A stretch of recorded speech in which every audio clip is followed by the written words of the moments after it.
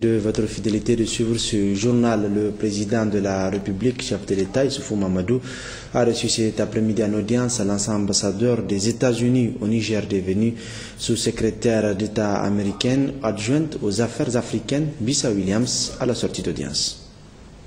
Bon, je salue tous mes amis du Niger. Ça fait 8 mois que je suis pas ici.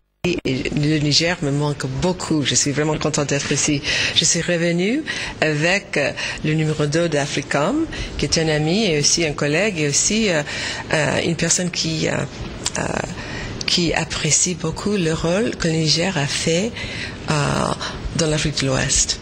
Et comme ça, on a profité de la possibilité de passer ici au Niger pour présenter l'ambassadeur Carter au président Issoufou, mais aussi d'avoir un échange sur sa perspective de ce qui se passe dans le pays et aussi dans la zone. On est très inquiète sur la situation au Nigeria, avec les 276 jeunes filles qu'on ne connaît même pas maintenant où elles sont, qu'est-ce qui se passe avec elles. On est très inquiète sur le problème de Boko Haram et ce que ce groupe fait. Comme ça, le Niger connaît très bien le Nigeria.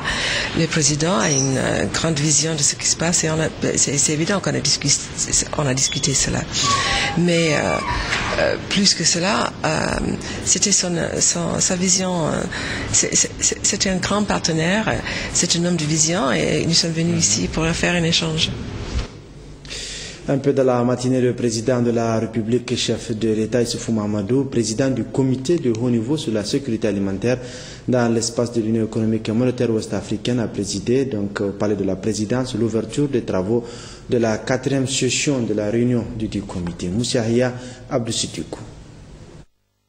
Le président de la République, Issoufou Mahamadou, chargé par ses pairs, chefs d'État des pays membres de l'UEMOA, de présider le comité de haut niveau sur la sécurité alimentaire dans cet espace, a convié les membres du dit comité à cette 4e session à l'effet d'examiner la situation de la mise en œuvre des recommandations de la 3e réunion tenue également à Niamey.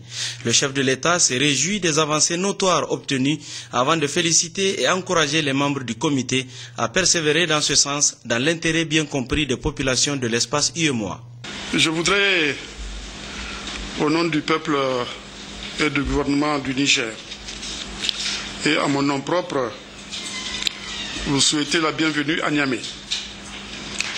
Je me réjouis de vous retrouver une fois de plus ici à Niamey pour prendre part à cette 4e session du comité de haut niveau sur la sécurité alimentaire dans l'espace UEMOA. Mesdames et messieurs, lors de la 3e réunion du comité tenue ici à Niamey, nous avons adopté des recommandations pour éclairer les organes et institutions dans leurs interventions en matière de sécurité alimentaire. Elles sont de 2 ordres et concernent la mise en œuvre du rapport sur la situation de l'agriculture de l'Union et perspectives pour la réalisation de la sécurité alimentaire et du développement agricole durable, adopté par la 16e conférence des chefs d'État et de gouvernement. Ensuite, le renforcement des capacités de la région en matière de lutte acridienne, à savoir l'amélioration des capacités des services de protection des végétaux, l'adoption d'une stratégie régionale de protection des végétaux, le renforcement des capacités du SILS en matière de lutte acridienne. Il m'est revenu que les principales décisions prises ont fait l'objet de mise en œuvre aussi bien par les États que par les institutions et les partenaires techniques et financiers. En me réjouissant des avancées obtenues, je vous félicite tous au nom de mes collègues chefs d'État et vous encourage à poursuivre avec détermination le travail accompli. Je vous invite en particulier à explorer toutes les pistes permettant de vaincre définitivement l'insécurité alimentaire dans notre espace économique. À cet effet, la 4e réunion à laquelle je vous ai convié doit nous permettre de poser de nouveaux jalons dans l'amélioration de la maîtrise de l'eau, l'accroissement de la productivité agricole à travers la qualité des semences, des engrais, des sols, des techniques culturelles, le renforcement de la qualité du stockage des produits, le suivi des statistiques agricoles et l'information des marchés agricoles, le renforcement des capacités des acteurs en vue d'améliorer leur résilience et la création de plateformes multifonctionnelles sous forme de centres, sièges ou maisons d'agriculteurs. Elle doit aussi être une opportunité pour élargir les investigations sur la prise en compte d'aspects nouveaux dans les stratégies de promotion de la sécurité alimentaire et du développement agricole durable. Je vais parler du développement de l'irrigation, du pastoralisme, du développement de chaînes de valeur et du financement de l'agriculture dans notre espace commun. Sur ce dernier point, relatif au financement, la sécurisation des actifs et la question préoccupante du foncier rural sont des facteurs importants à prendre en charge. Je vous invite donc à vous approprier la réflexion sur ces différents sujets en vue de suggérer des orientations pertinentes. Au demeurant, je note avec satisfaction que la commission de l'UEMOA a pris en compte ces nouveaux enjeux en associant le secteur des ressources animales à cette session du comité de haut niveau sur la sécurité alimentaire. C'est sur ces termes que je déclare ouverte la 4e réunion du comité de haut niveau sur la sécurité alimentaire. Je vous remercie. Ce fut ensuite au tour du ministre d'État, ministre de l'Agriculture du Niger, Abdou Labo, d'intervenir à cette 4e session pour présenter les résultats de la réunion des ministres chargés de l'agriculture, de l'élevage et de la pêche des pays membres de l'UEMOA qui s'est tenue le 8 mai à Niamey. Après avoir loué les efforts consentis par le président de la République depuis 3 ans à la tête du comité de haut niveau, Abdou Labo a révélé la présence de plus de 3 millions de personnes en situation de crise alimentaire dans l'espace UEMOA avant de décliner les recommandations de la réunion du Conseil des ministres. Après ces 2 interventions, la presse s'est retirée de la salle et les travaux de la 4e session du comité de haut niveau sur la sécurité alimentaire dans l'espace UEMOA se sont poursuivis à huis clos sous la présidence du président Issoufou Mahamadou. Justement, à l'issue des travaux de la 4e session du comité de haut niveau sur la sécurité alimentaire dans l'espace UEMOA, les participants ont adopté plusieurs recommandations lues ici par le ministre d'État, ministre de l'Agriculture, Abdou Labo, président du Conseil des ministres chargé de l'agriculture, de l'élevage et de la pêche des pays membres de l'espace communautaire. Le comité a spécifiquement formulé les recommandations ci-après. À l'endroit des États membres de l'UEMOA, accélérer le rythme de mise en œuvre des engagements de Maputo relatifs à l'allocation d'au moins 10% des budgets nationaux à l'agriculture. Mettre en œuvre la déclaration de l'Union africaine sur l'agriculture familiale. Renforcer la coordination intersectorielle pour une meilleure synergie des interventions en matière de sécurité alimentaire et nutritionnelle. Améliorer le climat des affaires pour accroître les investissements privés dans la production et la transformation des produits agro-sylvo-pastoraux. Prendre des mesures en vue de l'identification du cheptel. Rendre disponibles à temps les plans de contingence réponse et de réhabilitation au profit des zones vulnérables. Renforcer les systèmes d'épidémiosurveillance et de lutte contre les maladies animales contagieuses. Renforcer l'engagement et la mobilisation politique afin d'accélérer le processus de formulation et d'adoption des priorités résilience pays, PRP Agir, et de créer les conditions pour le financement de leur mise en œuvre. À l'endroit des organes et institutions de l'UEMOA, opérationnaliser les organes prévus pour la gouvernance du programme de sécurité alimentaire et nutritionnelle de l'Union notamment le secrétariat technique, le comité des experts et le comité de pilotage et de suivi des actions du comité de haut niveau sur la sécurité alimentaire. Renforcer les capacités techniques des acteurs en matière de collecte et traitement des données statistiques pour les secteurs du développement rural, notamment l'élevage, la pêche et la foresterie. Engager des mesures immédiates de soutien aux populations en insécurité alimentaire dans les zones en phase de crise et sous pression au Mali, au Niger, au Sénégal, au Burkina Faso et en Guinée-Bissau. Renforcer l'accès aux aliments du bétail et aux services vétérinaires de base pour les agro-pasteurs et les pasteurs. Accélérer le processus d'adoption du programme communautaire décennal de transformation de l'agriculture pour la sécurité alimentaire dans l'espace UEMOA et prendre les mesures nécessaires à sa mise en œuvre effective. Accélérer la mise en place de la réserve alimentaire régionale. Accélérer la mise en place de l'observateur régional sur le foncier rural en Afrique de l'Ouest, ORFAO.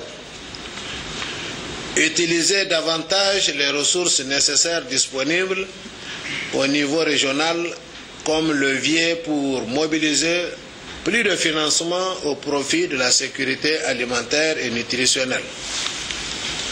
Poursuivre la mise en œuvre des projets et programmes qui concourent au renforcement de la résilience des populations.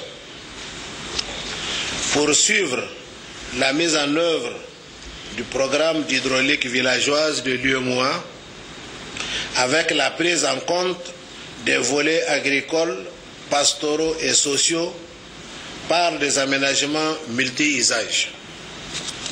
Enfin, la réunion du comité de haut niveau sur la sécurité alimentaire dans l'espace UEMOA a convenu de élargir le comité de haut niveau sur la sécurité alimentaire au ministre chargé de l'élevage, tenir la réunion ordinaire du comité de haut niveau sur la sécurité alimentaire dans l'espace UEMOA au cours du mois de mars de chaque année. Prendre des mesures hardies en vue de la modernisation de l'agriculture et de l'élevage, ce qui réduit ainsi la vulnérabilité face aux aléas climatiques. À la fin des travaux, les membres du comité de haut niveau ont remercié son Excellence M. Issoufou Mahamadou, chef de l'État de la République du Niger et président du comité de haut niveau sur la sécurité alimentaire dans l'espace UEMOA, le gouvernement et le peuple nigérien pour l'accueil fraternel et la bienveillante attention dont ils ont été l'objet durant leur séjour. Fait à Niamey le 9 mai 2014, le président du comité de haut niveau. Je vous remercie. Restons dans le même cadre en procédant à la clôture des travaux de la 4e session du comité de haut niveau sur la sécurité alimentaire dans l'espace UEMOA. Le président de la République, chef de l'État, Issoufou Mahamadou, a salué les efforts conjugués de tous les acteurs et a émis le vœu d'entendre ou d'étendre au niveau du continent l'initiative 3N et obtenir ainsi une situation où les Africains nourriront les Africains. Je voudrais, Monsieur le Président, Monsieur le Ministre, vous renouveler tous mes remerciements pour votre participation active aux travaux de cette 4e réunion du comité de haut niveau. Réunion qui a eu, comme rappelé dans le communiqué final, à examiner les résultats de la campagne agricole 2013-2014 et a eu à faire des recommandations aux États pour faire face aux difficultés alimentaires que les populations vont rencontrer dans nos différents États. La réunion a eu également à faire le point de la mise en œuvre des différentes décisions que nous avions eu à arrêter, en particulier les décisions relatives à la session de la conférence des chefs d'État du mois de juin 2012, au cours de laquelle on a dégagé un certain nombre d'axes à mettre en œuvre pour créer les conditions de la sécurité alimentaire de l'espace UEMOA. Je voudrais rappeler ces axes. Il s'agit de la maîtrise de l'eau, de l'accroissement des productions agro-silvopastorales et halieutiques, de l'accès au marché sous-régional et international, du développement d'instruments régionaux de gestion de la sécurité alimentaire, de l'amélioration de l'état nutritionnel, de la réforme du cadre institutionnel, de la recherche agricole et transfert de technologie, du renforcement des capacités, du financement de l'agriculture. Et je pense que dans la mise en œuvre de ces différents axes, toutes les institutions de notre Union ont joué un rôle important et je voudrais les en féliciter. En particulier, je voudrais féliciter le président de la commission de l'UEMOA. Nous avons eu également à dégager un certain nombre de perspectives à l'occasion de cette 4e réunion.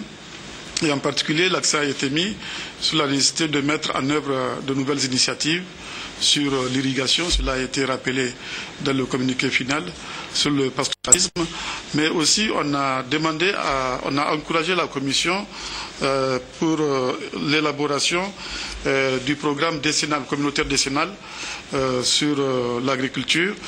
Et je pense qu'avec toutes ces recommandations, nous pourrons faire un bond en avant au niveau de nos différents pays afin que nous, ici au Niger, nous avons l'initiative 3e, les Nigériens nourrissent les Nigériens. Notre objectif au niveau régional, c'est que les Ouest-Africains nourrissent les Ouest-Africains, les Africains nourrissent les Africains. Et je pense qu'avec les mesures qu'on a arrêtées à la présente réunion, cela va y contribuer. Je voudrais vous remercier à nouveau. Je vous souhaite un bon retour dans vos pays respectifs et je déclare clos les travaux de la 4e réunion du comité de haut niveau. Je vous remercie.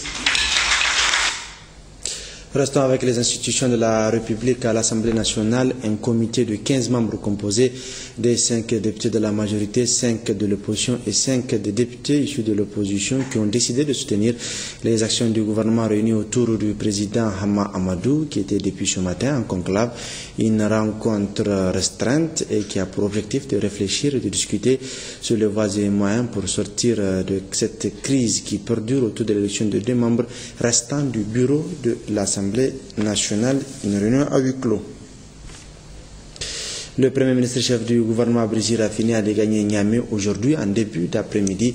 Il revenait d'Abuja au Nigeria où il a participé au Forum économique mondial pour l'Afrique. À son retour à Niamey, le chef du gouvernement a été accueilli par le ministre d'État, ministre des Affaires étrangères et de la coopération, Bazoum Mohamed, puis salué par les membres du gouvernement et ceux de son cabinet.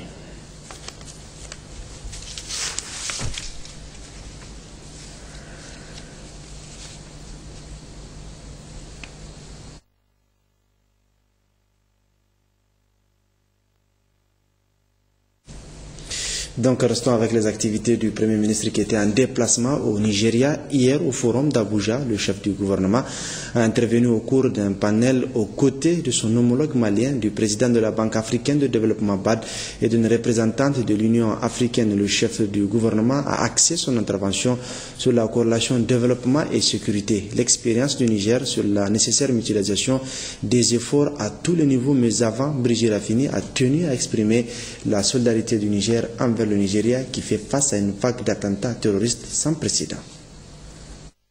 J'aimerais d'abord, avant d'aborder votre question, saisir l'occasion de cette tribune pour dire à ce pays frère qu'est le Nigeria, qui nous a invités à ce grand forum, et lui dire toute notre sympathie, toute la sympathie du Niger, qui est un voisin du Nord, voisin frère, et lui dire que nous restons solidaires à jamais de la situation que vit le Nigeria et nous mettrons tout en œuvre pour aider le Nigeria à l'instar des autres pays de la communauté internationale, pour que cette situation soit jugulée, pour que les filles retrouvent leur liberté, et pour que règne enfin la paix dans ce pays frère.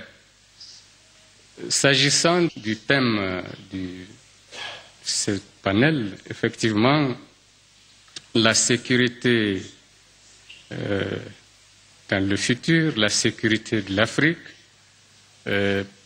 pour plus précisément parler de la sécurité dans notre région ouest-africaine et plus particulièrement dans le Sahel, je crois qu'effectivement elle fait l'objet d'une grande préoccupation ces 3 dernières années, avec l'accentuation des trafics, comme l'a si bien dit dans son analyse mon frère le Premier ministre du Mali, et l'apparition de cet activisme terroriste qui a accéléré donc les situations aussi bien en Libye, au Mali, et on le voit maintenant également au Nigeria.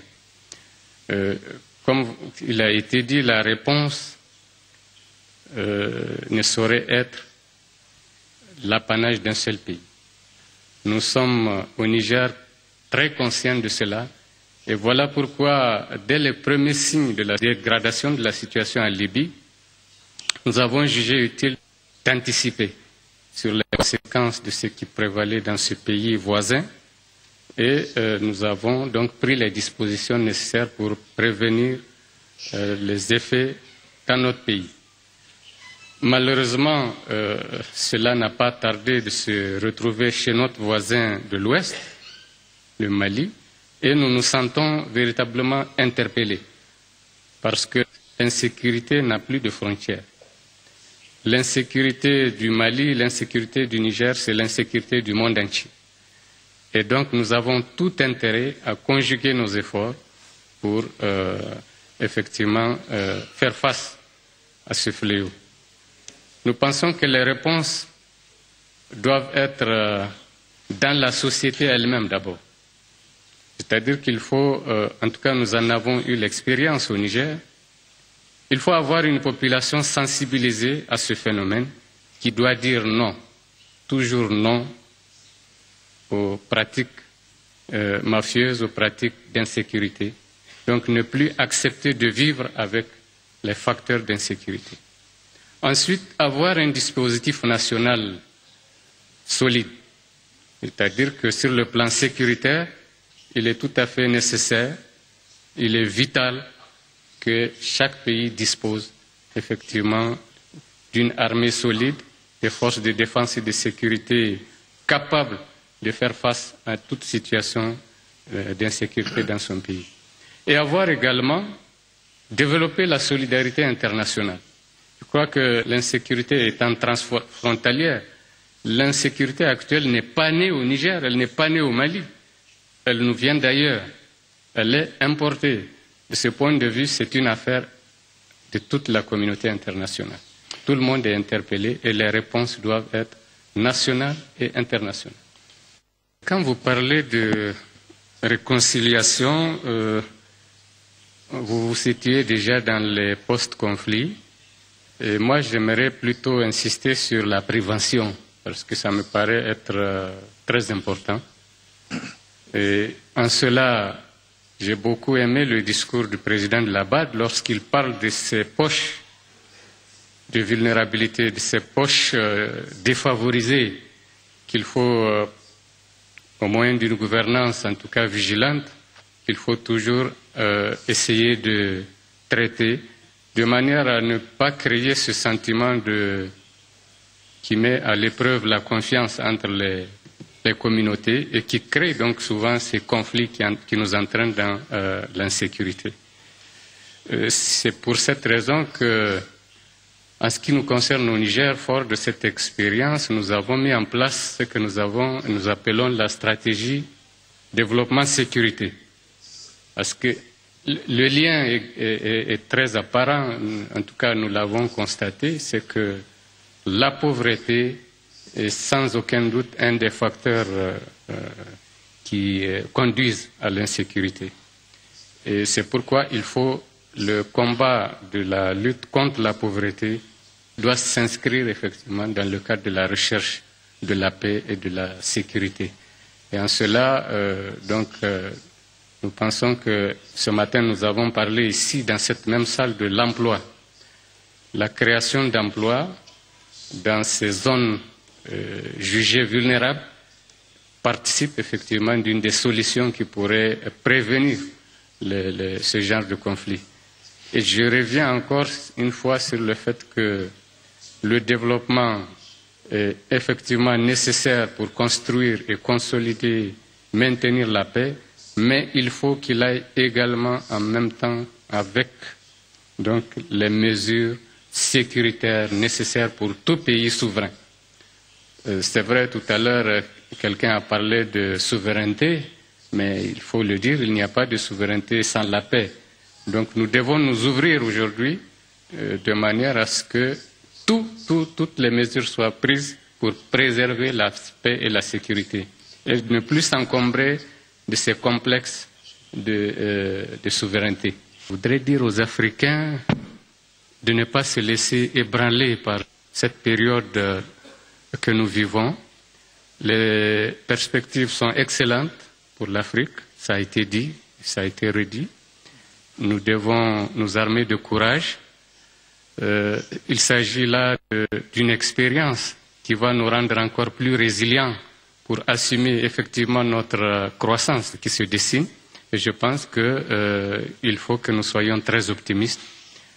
Ce Sahel dont on a parlé tout à l'heure, que par le passé on fuyait, le Sahel et le Sahara, nous devons faire en sorte, Monsieur le Président de la BAD, de créer un appel d'air au niveau de ces bandes qui étaient considérées comme hostiles pour les occuper, pour les valoriser, parce qu'elles recèlent des richesses importantes. Nous avons la preuve au Niger, par exemple, que c'est dans cette zone qu'il y a le pétrole. Tout dernièrement, on vient d'avoir spontanément des milliers d'emplois qui se sont créés autour de l'or qui a été découvert dans le Sahara.